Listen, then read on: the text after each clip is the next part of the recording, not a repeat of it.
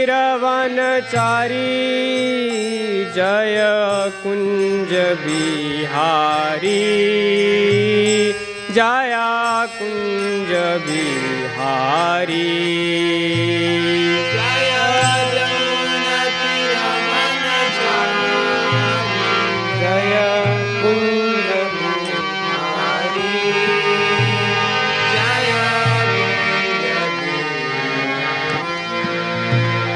Jai Jai Radha Madhav, Jai Kunj Bihari, Jai Kunj Bihari.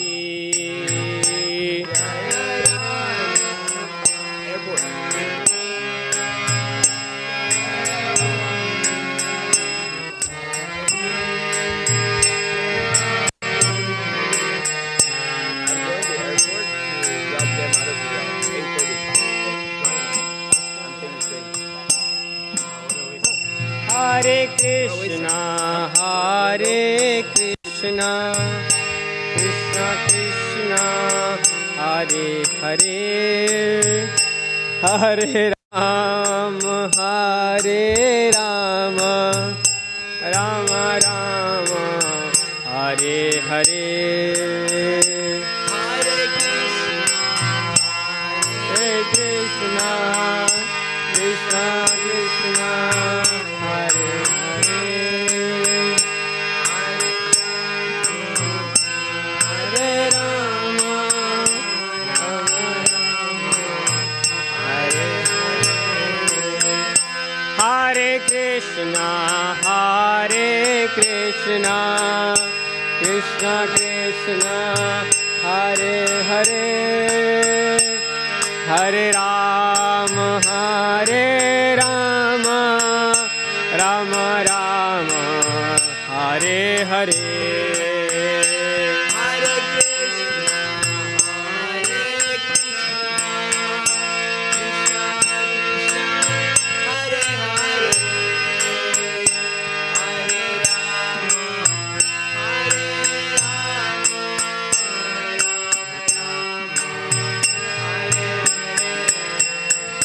Hare Ram Hare Krishna Krishna Krishna Hare Hare, Hare Ram Ram Ram Hare Hare.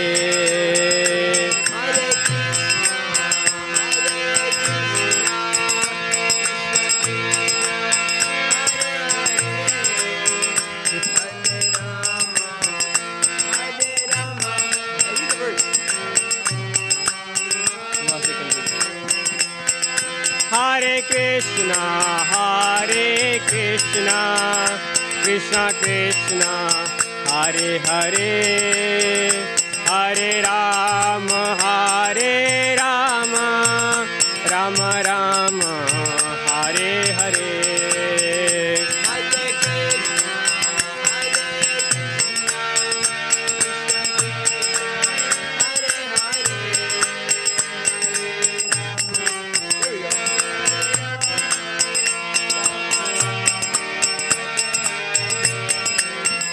Jai Radha Govind Radhe,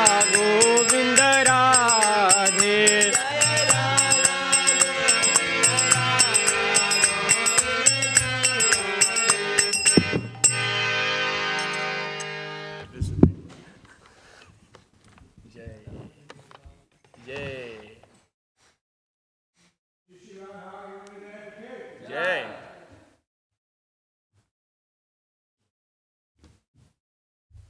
Hey, 4, 9, 12.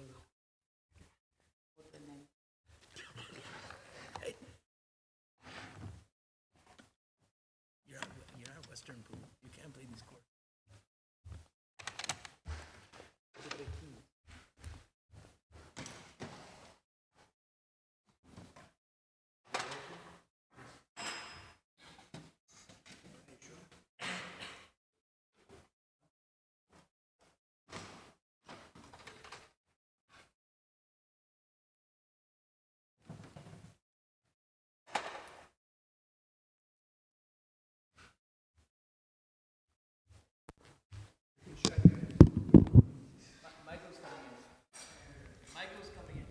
Michael Prabhu is coming here.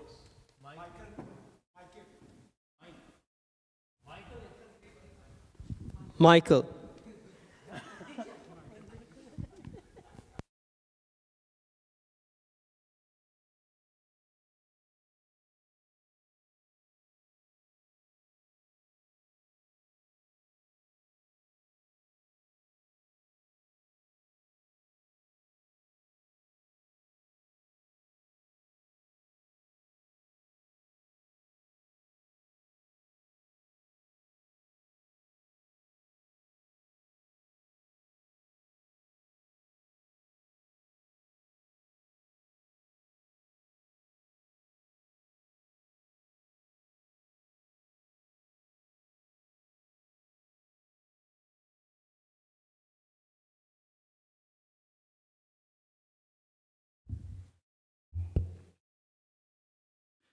Himavati. Himavati was Haṁsarūpa Prabhu's wife. It's loud. Prahlad Maharaj was such a great devotee that he said, "Nothing is mine." But then why does he say, "My God"? How could God become his? Why does he say that? Prabhupada. Then what shall he say? Himavati, I don't understand. How can he say it? If you understand nothing belongs to you, then how can you say, God is mine? Prabhupada responds, Krishna is the Lord of everyone. Therefore, everyone can say, my Lord. That does not mean if somebody says, my Lord, God becomes monopolized. You are speaking on the platform of monopolizing mine. But God is never monopolized. He is everyone's. So everyone has the right to say, my God, my Lord. In the material sense, when I say it is my wife, that means she is not any other's wife. But God is not like that. I can say my God. But you can also say my God. He can say my God. Everyone can say my God. This is the absolute mind. Krishna says all these living creatures are my parts and parcels. Mamai Vangso. Mama means my. So why the living creatures shall not say my God? Do you follow? Krishna says, you are mine. Why shall I not say, Krishna, you are mine? Your husband says you are mine. Why shall you not say to him, you are mine? But don't take it in the material sense. In the material sense, as soon as I say this is mine, then it belongs to no one else. It is my property. But Krishna is not like that. So you can say Krishna is mine. There is no harm. Rather, if anyone wants to possess something as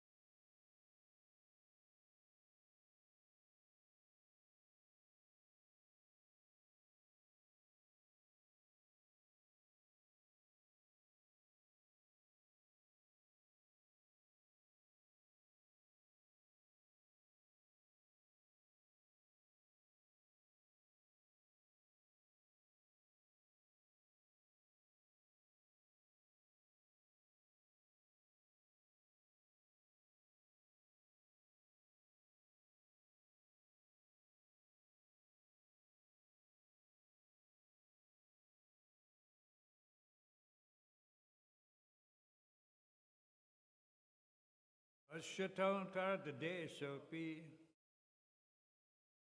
Swaparam Pratyapadyata. Anyone else? Tasya Pritena Manasa Dang Dadvaida Vidastata Asyatontar Desopi Swaparang Pratyapadyata.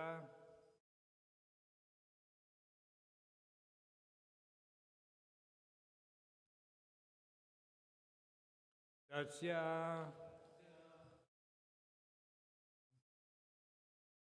with Dhruva, Pritena, being very pleased, Manasa, with such a mentality, Tam, that remembrance, Dattva, having given, Idavida,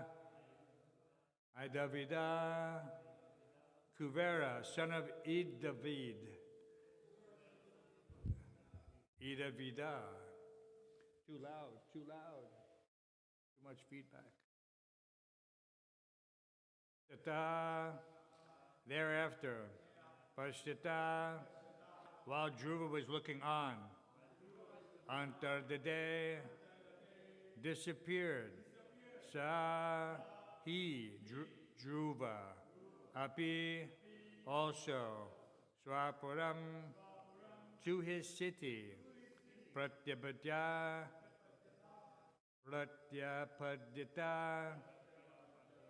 returned. Translation and purport by Divine Grace A.C. Bhaktivedanta Swami Prabhupada. Do we need to check with the technical team? Good? Thanks to Vangsi, everything is good now.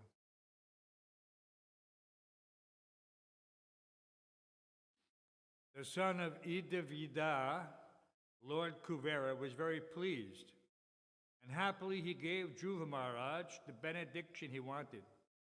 Thereafter he disappeared from Dhruva's presence, and Dhruva Maharaj returned to his capital city. Please repeat. The son of Idavida, Lord Kubera, was very pleased, and happily he gave Dhruva Maharaj the benediction he wanted. Thereafter he disappeared from Dhruva's presence, and Dhruva Maharaj returned to his capital city. Purport by Srila Prabhupada. Kubera, who is known as the son of Idavida, is very pleased with Dhruva Maharaj because he did not ask him for anything materially enjoyable. Kubera is one of the demigods, so one may put forward the argument, why did Dhruva Maharaj take a benediction from a demigod? The answer is that for a Vaishnava, there is no objection to taking a benediction from a demigod if it is favorable for advancing Krishna consciousness. Gopis, for example, worshipped Katyayani, a demigoddess. But the only benediction they wanted from the goddess was to have Krishna as their husband. A Vaishnava is not interested in asking any benediction from the demigods, nor is he interested in asking benedictions from the Supreme Personality of Godhead. It is said in the Bhagavatam that liberation can be offered by the Supreme Person. But even if a pure devotee is offered liberation by the Supreme Lord, he refuses to accept it. Dhruva Maharaj did not ask Kubera for transference to the spiritual world, which is called liberation. He simply asked that wherever he would remain, whether in the spiritual or material world, he would always remember the Supreme Personality of Godhead. A Vaishnava is always respectful to everyone. So when Kubera offered him a benediction, he did not refuse it, but he wanted something which would be favorable to his advancement in Krishna consciousness. Translation again, the son of Idavida, Lord Kuvera, was very pleased, and happily he gave Dhruva Maharaj the benediction he wanted. Thereafter he disappeared from Dhruva Maharaj's presence, and Dhruva Maharaj returned to his capital city. Om Agana Tamranda Shagananjana Shalakaya Chakshorna Tavidatasma Shugarana Maha Ukam Karoti Pachalam Pangal Mankai Tegram Yatkipatama Mande Shri Gurum Diratarnam.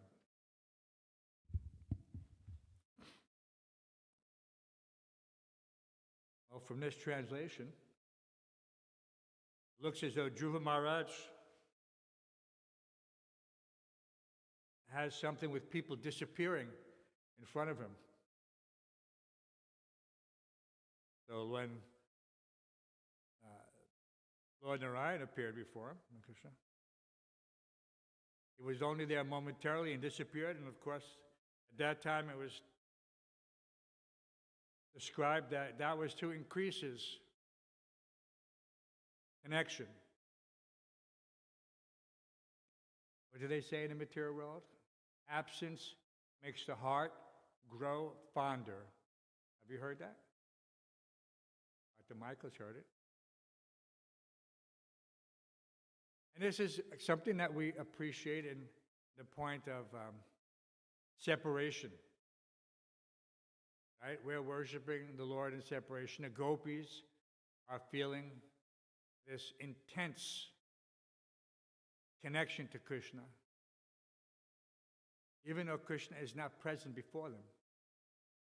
That intensity simply increases just by remembering. So this is something we can relate to an extent. They have another concept. When people are away from their home for a long time, they become homesick. Right? Everyone feels a little bit sentimental that, oh, my home, my nice home in South, in Andhra, in Nepal, in this place and that place. I miss that place. So this feeling of separation increases the remembrance. And one again feels that connection. Just like yesterday, we were remembering Srila Prabhupada and all the devotees are speaking. And just by remembering Prabhupada, one renews that connection. He can even become overwhelmed by emotion. We see that. I've seen that, experienced that. Because that sometimes the emotion is very powerful, just like the memory itself. So one can have a very good memory or a very bad memory. In relationship to the spiritual master Krishna, these are all good memories. But bad memories have a similar effect on the living entity. He can become very morose, remembering something that was not pleasant. So memories are very powerful. And so we're not, what is the motto of the Bhaktivedanta Swami Youth Services? Remember me and fight. So this is something that we try to engage memories in a positive way. We don't want to have some negative memory that's going to limit our ability to act in a specific way. We don't want some memory, because if one is remembering only bad things, that happens to people who go to war. They call it PTSD, post-traumatic stress syndrome. Just by remembering that situation, they become so morose, many commit suicide. So just see how powerful these memories are, how they can be traumatic. But these memories are just the opposite. Just by remembering Krishna, we understand, we become enlivened. Just by remembering Srila Prabhupada's actions, his pastimes, we become enlivened. We become determined. There's so many memories can have such a beneficial or negative effect. So this is something that we have to use to our advantage. So therefore we're always trying to remember Krishna. Like we're reading in Mukunda Mala Stotra. Kunkala Shekhar is just begging, may I please remember your lotus feet, always, especially at the time of death. So this is Shravanam, Kirtanam, Vishnu Smaranam, Pada Sevanam, Archanam, Bandhanam, Dasham, Sakyam, Atma Nivedanam. So this Shravanam, Kirtanam, hearing, chanting, Smaranam, this remembering, these things are not just words like when we go to school, we're forced to study and we're forced to memorize certain things. But these actions have no benefit beyond the examination for the academic diploma. But what we learn now, what we remember now, this is for the ultimate test, Ante Narayana Smriti. So the most important thing, in one sense, is remembrance. Because this is the final test, Ante Narayana Smriti. Regardless of what you've done, or heard, or studied, if you don't remember Krishna at the time of death, then this is the failure of the human form of life. Very serious. Making adjustments, Vansi? Are they saying the volume is too low on the stream? So if the volume is too on the stream, then why is the microphone volume connected to the stream? Should be a separate. We'll have to discuss this with the technical team, especially with Natava, Asimananda. Because I also notice that when I'm listening to class remotely, that sometimes the stream is low, but then I hear in the class that there's feedback, echo. One thing is you can turn those amplifiers down in the back or shut them off. Shut that amp off. Because this speaker and we have a problem. So, Hare Krishna. Maybe now we'll get some more help from the audience.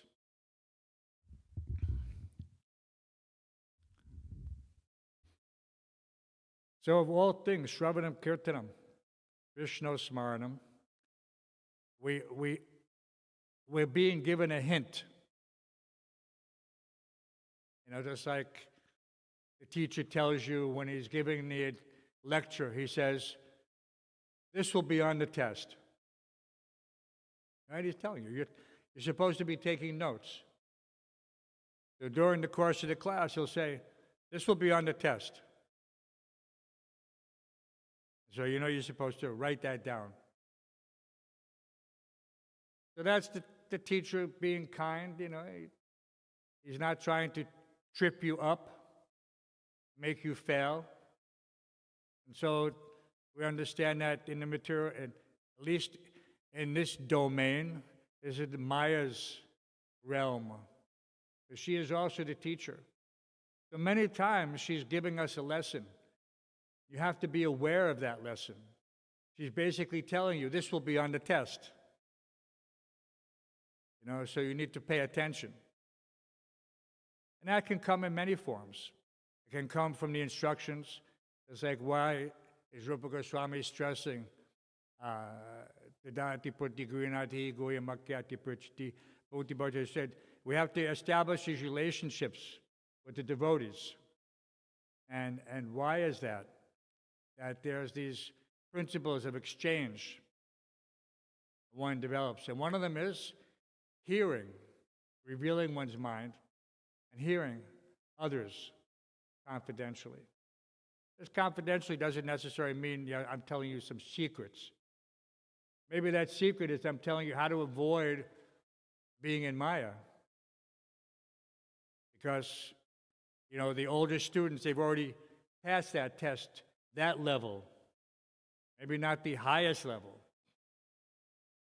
But it's understood that if you see someone that's been doing something for 50 years, maybe I should hear from that person. He obviously has some experiencing how to avoid the pitfalls that will make you leave Krishna consciousness due to whatever. So many things are there, some big, some small. You'd be surprised. Some devotees, they're just very difficult for them to receive instruction in any way, shape, or form. But this is where the philosophical understanding comes from, is that if we see that Krishna is in the heart of every living being, right? Vijja Vinaya Sampanye, he's telling us you have to see how that person and who that person is. Not that just I see the external. Because this is Dhruva Maharaj's problem. We're reading up to this point that his difficulty with the yakshas is that he was seeing them on the bodily platform.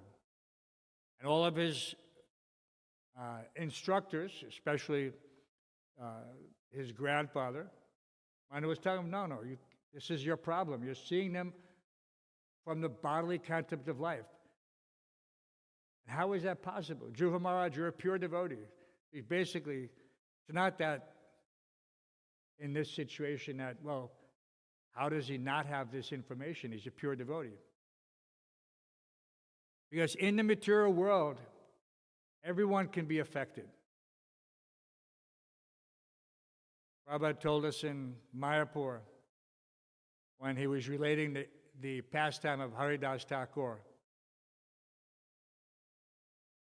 he said that, Haridas is there chanting very intensely. And of course, the envious people who didn't like to see that this person, formerly Mohammedan, receiving so much respect because of his perfect chanting without distraction, 300,000 names of God without interruption. 300,000 names of God, 3 lakhs. So they sent Maya. She was literally the personified form of Maya in one sense. Most beautiful woman at that time. In the dead of night, to this young man, Haridas Thakur was a young man at this point, very handsome. And when she appeared before him in this half-dressed condition, he was not disturbed. He immediately told her. And when Prabhupada related this, basically he said, let me finish my rounds, and then we can discuss or we can enjoy. So the devotees left. Because the way Prabhupada said it was like, here's this beautiful woman, and Haridas Thakur is saying, yeah, okay, we can enjoy, but I have to finish my rounds. So the devotees laughed, and Prabhupada said, no, don't laugh. This is not funny. So the devotees became quiet, very quiet, because, in one sense, they thought Prabhupada was making, light of the situation. But he's being very serious. And then he said, you cannot do this. He said, I cannot do this. It was a very sober moment for emphasis. We understand that Prabhupada is like Dhruva Maharaj, a pure devotee who came specifically to deliver on the order of Chaitanya Mahaprabhu, the renaissance of the holy name, his commander-in-chief, his Senapati Bhakt. And he's instructing us that, yes, by his example, by his instruction, that anyone can become fall victim of Maya. But somehow or other, we're still thinking, no, it won't happen to me. Right? So why is that? What is the circumstances? The living entity is bewildered in this way, with the ultimate bewilderment being that everyone is thinking, I will not die. Right? This is the test by the yaksha. Another yaksha. They can take many forms. This one took the form of a baka. You know, this. You've been to Vrindavan or any place to see these tall birds, 6 feet tall herons, huge. They look like people from a distance. You see them on the bank of the Jamuna. And so when Yudhishthira approached and he saw that all his brothers were dead, lifeless, and the yaksha spoke to him and says, no, can't you see?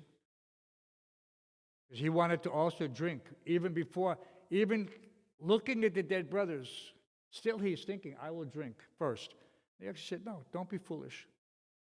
Look at all your brothers. They're dead because they didn't listen to me. So then Yudhishthira said, okay, I'll play along.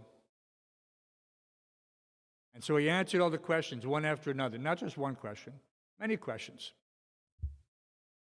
And then the final question was, what is the greatest thing?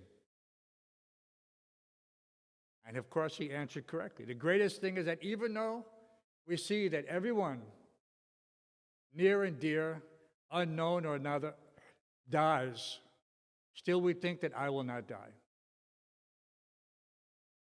So this illusion is also comes to play in every aspect, not just in death, but if someone is thinking, no, I can play with fire and I won't get burned. I can go, Prabhupada used to joke, Times Square used to be the porn capital of New York City. You know, New York is such a famous city, but 42nd Street, Times Square was so degraded. So degraded. Prabhupada used to joke about it. Bottomless, topless, bottomless. Prabhupada would walk and see these things. And he would note how degraded people have become. Whole place. People going topless, bottomless shows. So it's not that you can play with fire and think, I will not get burned. No. And Prabhupada said, I cannot do it. But still we think, no, it's okay, just a little bit. One time I was doing an investigation. An investigation, just like the people when you go to immigrations, they want to see your social media. So I used to confiscate the phones or get access to them one way or another, conducting these investigations. And the excuses people would give me for having porn on their phone, you wouldn't believe it. Oh, I was just checking it. I was just seeing. Seeing what? Seeing if you could, if you were strong enough to ignore this? I mean, it was almost unbelievable, the excuses people would give.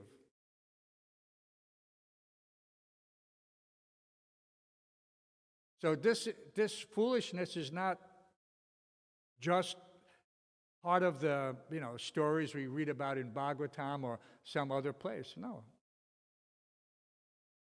This is, if you want to remain a faithful servant of Krishna and your spiritual master, you have to take this very seriously.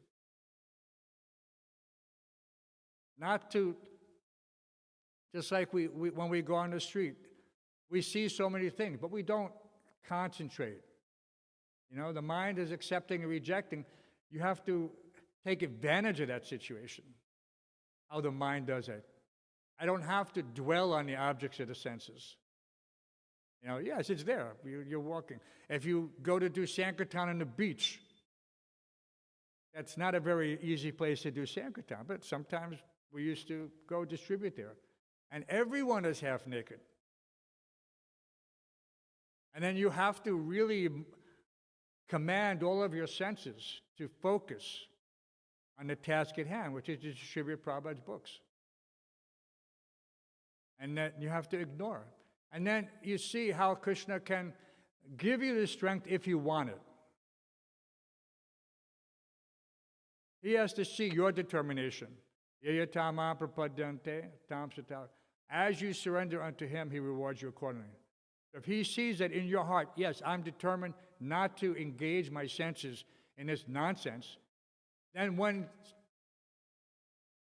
unexpectedly these things happen, you have the ability to just set them aside. No, this is like Jamunacharya. What's that? I forget the saying. He says, when I even think of sex life, I spit. And Prabhupada said, I spite one time. I spite. But he meant spit. Prabhupada had a colloquial way of saying things sometimes. So this is something that we see that those who have achieved that level of realization, it's not that they're free from this. Otherwise, he wouldn't have to react at all. He's exemplifying the fact that, yes, anyone, even someone on that level who's considered an acharya, that when he's exposed to that, he has to take action. And his action is that he considers it disgusting and he spits. So it's not that it's invisible, not that everything becomes blurred out and you don't see it. No, it's there.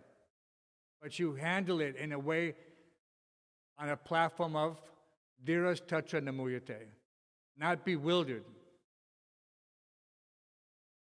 sober. That word dhira has a very important connotation. It's like when a person takes intoxication, he becomes, what's that term? Uninhibited. Right? You do things that you would not normally do if you were in a sober state of mind. Right? Foolish things. You know, basically intoxication means to do, that's why in that 4 regulative principles we have. No meat eating, no intoxication, no illicit sex, no gambling. Because why? Because when you're intoxicated, you do foolish things. It degrades the consciousness, creates this forgetfulness of who am I?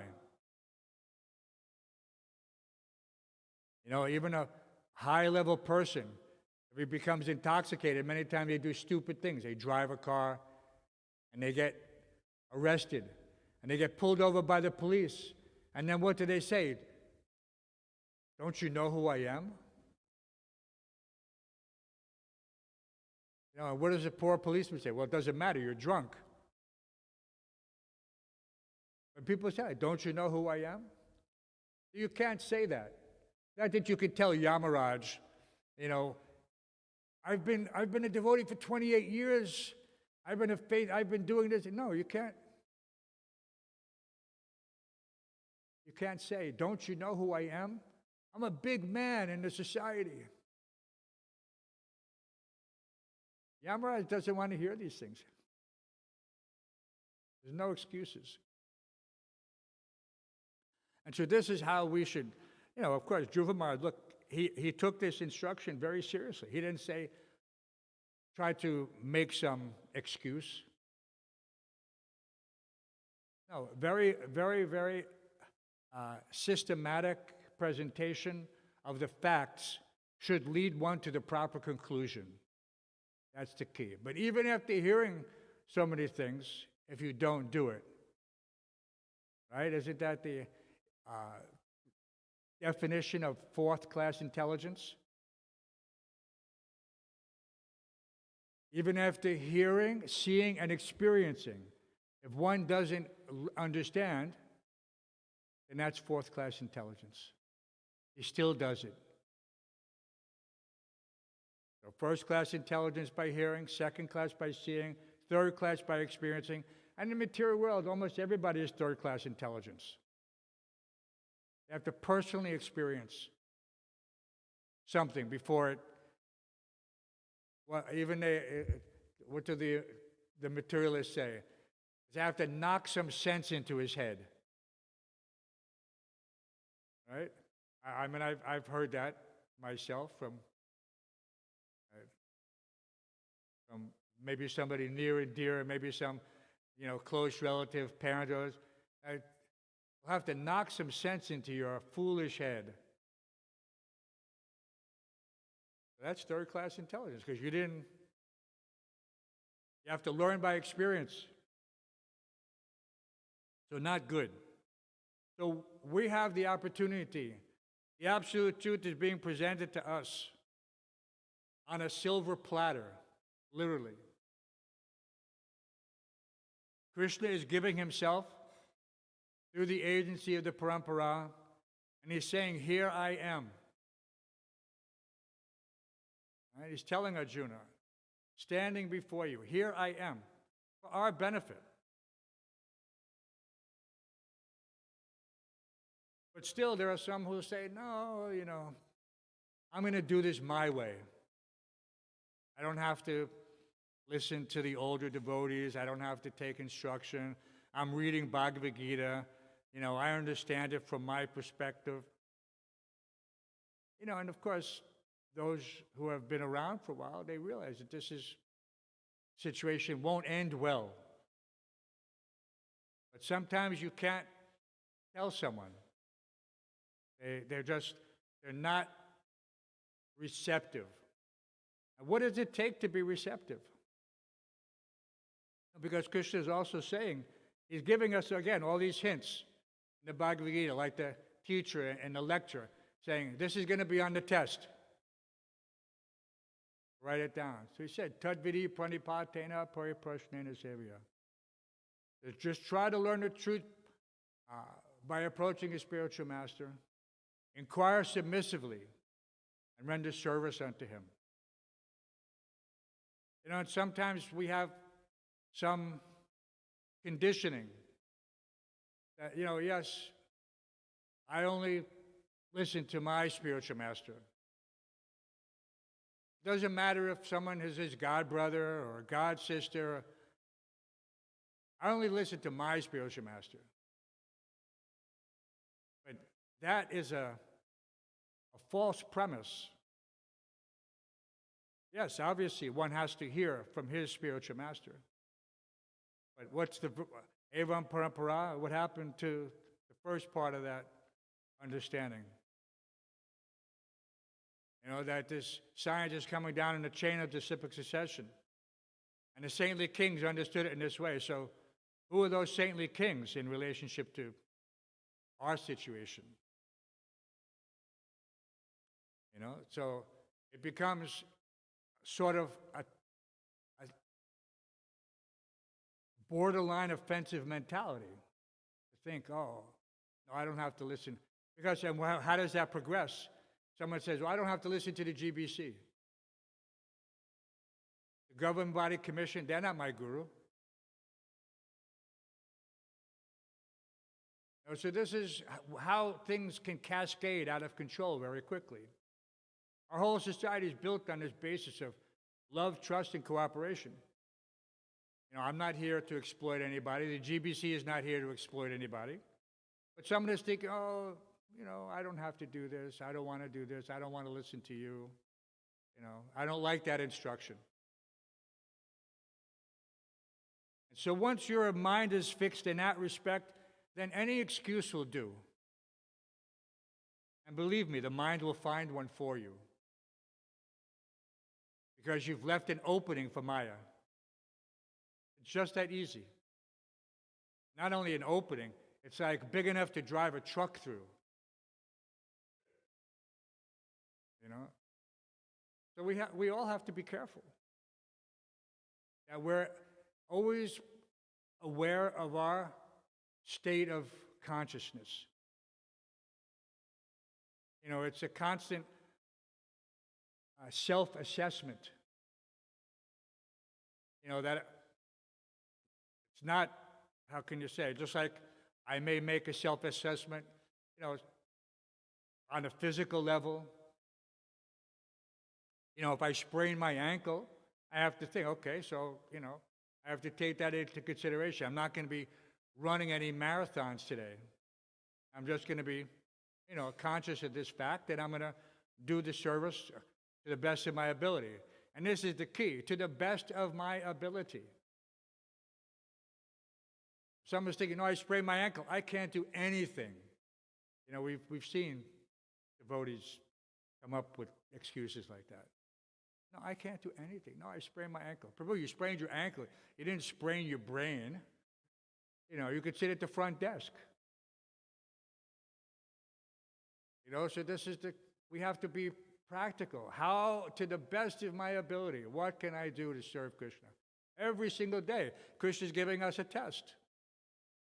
And the test doesn't stop. It doesn't stop if you've been in society for 50 years. That's why Prabhupada said, I cannot do this. On those specific issues, one should never, ever think that, no, I can tempt Maya. Right? In the material world, the funny saying, of course, it's only funny if you're a karmi, is that they'll say, hold my beer. You know, this is the last word, because somebody's going to do something so stupendously stupid that everybody's going to want to watch this. You know, they're going to jump off a cliff with a plastic bag, you know, and think that I'm going to catch wind with this. You know, and if you saw it, you'd think, how foolish. You can't do that. But people do these foolish things all the time. They used to have TV shows like that, where people would do outrageously stupid things. And then they would be on TV. What was it called? Jackass something?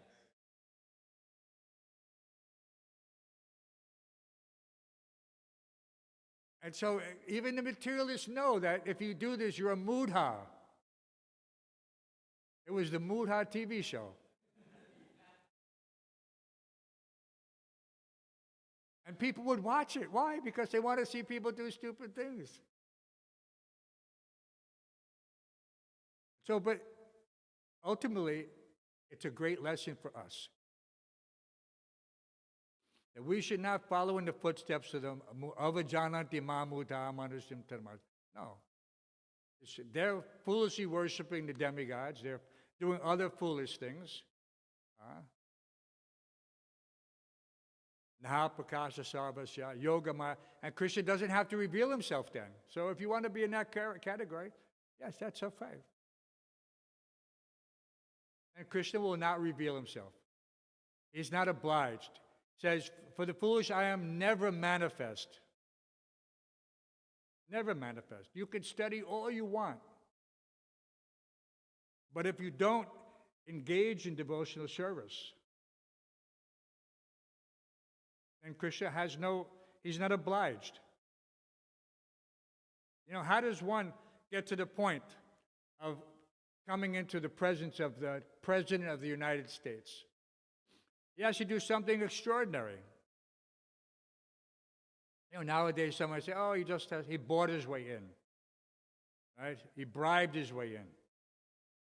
But the most famous warriors who were awarded the highest achievement, it's not an achievement, you don't win it. You're awarded this sometimes at the loss of your life for going above and beyond the call of duty.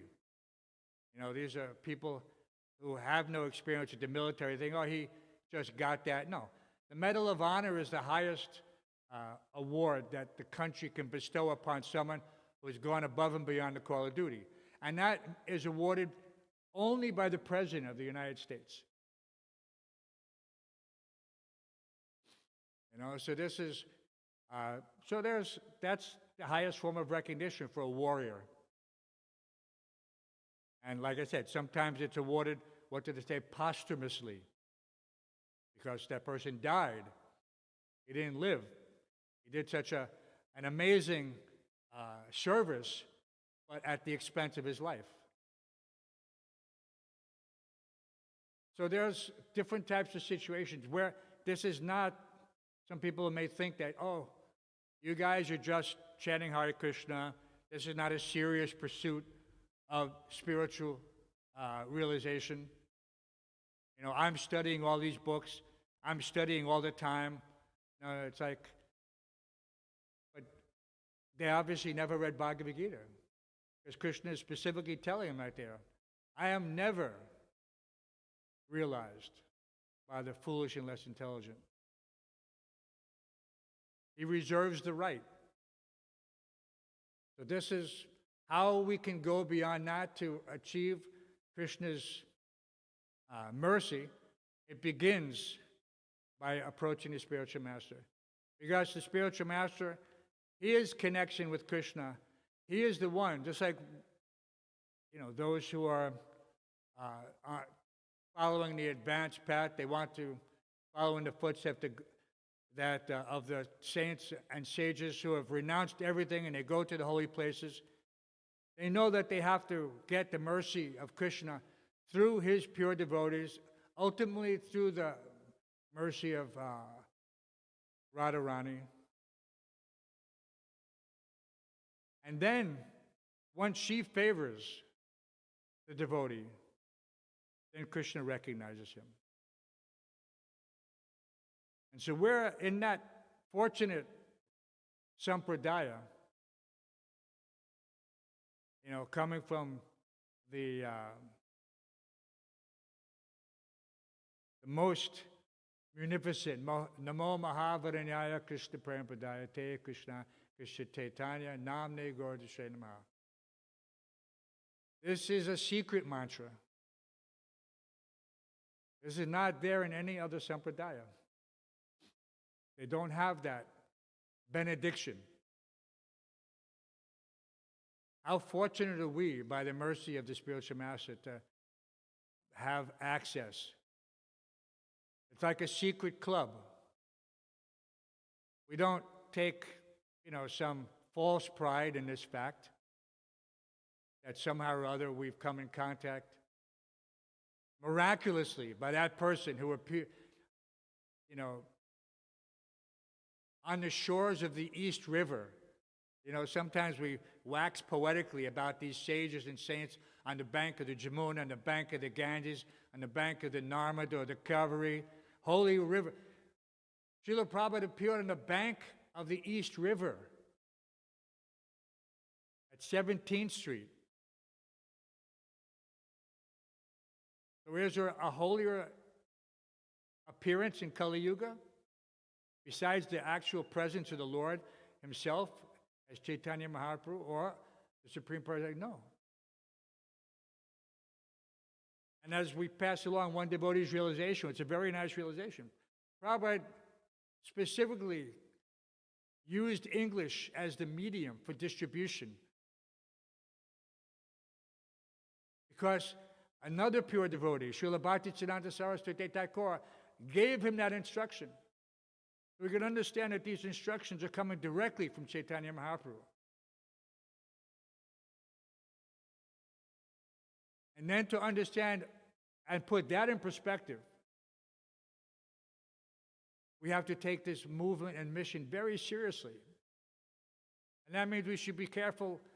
Whatever we're doing, we should always be doing to the best of our ability. Not just, you know, it's like, you know, you can mop the floor nicely, or you can just run a dirty mop across it and leave it worse than it was before. And then you tell them, you know, Prabhupada, I mopped the floor. No, you didn't mop the floor. You just pretended to mop the floor. You didn't really want to do it, so you did the job half-baked, to say it politely. Right? If you bake a cake, you half-bake it, you can say it's a cake, but we say, no, it's blooped. It's not a cake. So that's why they get the term, half-baked. Who wants something half-baked? Is it a pleasing thing if I give you a half-baked cake? No.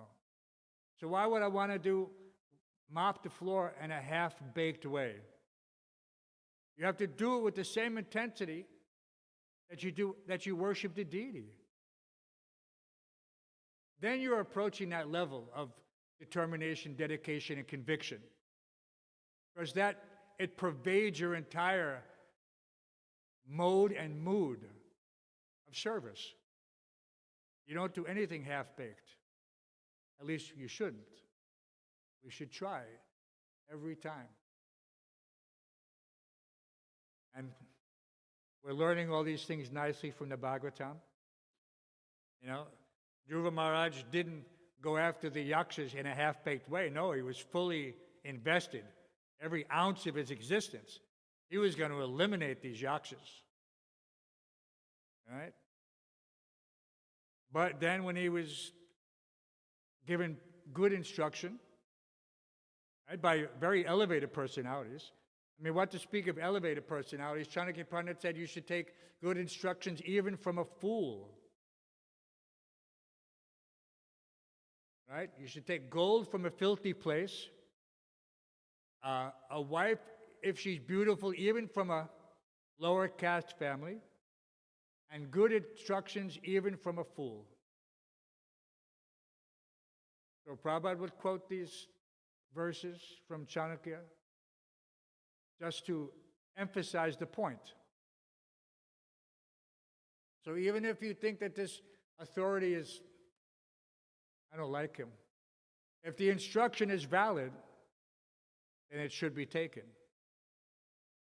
Because one has to understand, why am I receiving this instruction? What prompted this? That's an intelligent person. He sees the entire situation. And intelligence in the Bhagavad Gita, in the 10th chapter, purport to the 4th and 5th verse combined, says intelligence means to analyze things in their proper perspective. So you can apply that to anything. Doesn't matter if it's your cooking, or you're cleaning, or you're receiving some instruction. You have to analyze things in their proper perspective. You know, and circumstantially, someone may use that time and circumstance. Right? People say time is circumstance, but you can't use it as an excuse. And I'd say, well, Prabhu, it wasn't the right time. Yeah, but who's saying that? You're saying that from your perspective, or that's just your looking to make an excuse? So it's up to you to analyze things in their proper perspective. And then you will get the benefit of the situation. Because you're not analyzing, some insignificant thing. That's a waste of your intelligence. All right? You're analyzing those things which can impact you in a serious way. All right? That's the situation. Just like we may have an opportunity to be in the presence of the spiritual master, one has to be extremely careful. He has to know the protocol, that my guru likes his milk at this temperature. And so you want to make sure that you're doing things just in the proper way in order not to commit some offense. So then one has to be observant. He also has to know and ask my God brother or my God sister how to do things in such a way. So this is common sense, but at the same time, because we're all together, we have the opportunity to inquire from each other, what is the best way to do this? You've been here for 5 years, 5 months. If I'm here one day and you're here for 2 days, you have more experience than me. What to speak if someone's here for 10 years, 20 years, 30 years, 50 years?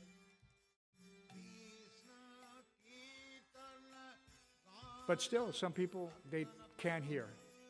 So, don't be like that person who only hears what he wants to hear and does what he wants to do. You know, Atmavan Manyate Jagat. We see things through our own universal. We think that whatever I see, that's the reality. Atmavan Manyate Jagat. It's like they, in the English idiomatic way, they would say, seeing things through rose-colored glasses. He sees everything colored this particular hue. But in Sanskrit, it's much more detailed. Atmavan Manyate Jagat means whatever I see, according to my mind, is correct. But that's literally the definition of Maya. That if I think it's correct, it's correct. And so he doesn't accept the Shastra, he doesn't accept Guru, even though everyone's heard Sadhu Shastra Guru. No, that's okay. I'll do it my way. I'll take my understanding. So, Kitna Bhaja. So we should, any questions? Class is late, I was late. I had a late night. It was a very nice festival. Thanks to everyone who was helping. And cleaning afterwards. And now we have to get the demigods of construction and deconstruction to pack away Govardhan Hill for another year. We have Vishvakarma. We have a collective Vishvakarma. So many devotees participate to make this a beautiful festival. It doesn't just happen spontaneously, you know, things come together. Look at how much thought went into making that. You know, and the karmis think that this whole material universe was accidentally, but any intelligent person sees, no. And they actually, now they have that sign. What does it say? Intelligent design. You see that if something looks like there was intelligence behind it, there was. It's not rocket science. So this was done intelligently. The universe was done intelligently. The whole cosmic manifestation was done by the super intelligence of the Supreme Personality of Godhead. The supreme intelligence.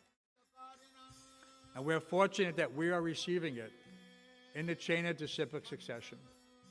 And therefore our confidence, what do they say? We have a high level of confidence. And so therefore, the devotees in the Krishna conscious movement are in a better situation individually, collectively, than in any other. Well, this is Kali Yuga. And this is the golden age in Kali Yuga. There is no more fortunate time. You know, who has appeared in once in a day of Lord Brahma? You have the Supreme Personality of Godhead, his most munificent, merciful incarnation, his Senapati Bhakt. When you examine these, we can understand how fortunate. But you have to take that fortune. And so there are some that will still not take it. Even after hearing, even after seeing, even after experiencing.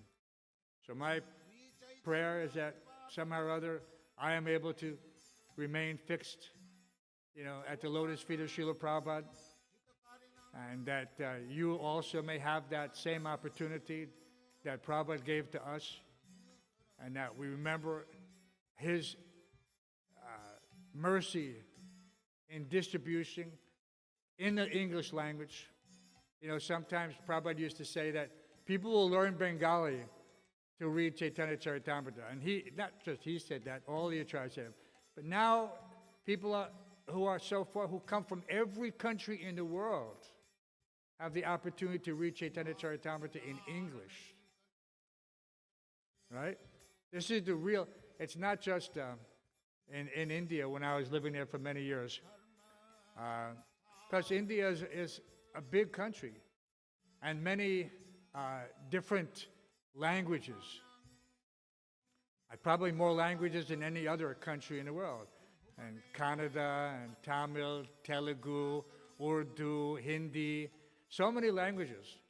And so they used to say that English is the link language.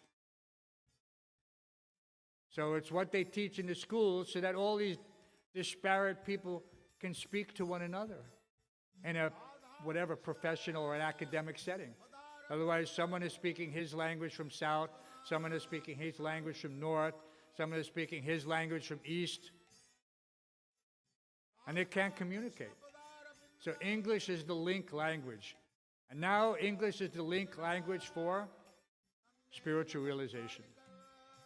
So therefore, Prabhupada said, if you want to please me, distribute my books. So important. That there's no more important endeavor. And although we're still publishing in all these different languages, 99% of the people in the world now have access to learning English if they want to, and many do. So what to see? Any questions, comments? Otherwise, we'll go down and have nice Mahaprasadam. Srila Prabhupada ki, Srimad Bhagavatam ki, Grantharaj Srimad Bhagavatam ki, Gaur Premanandi.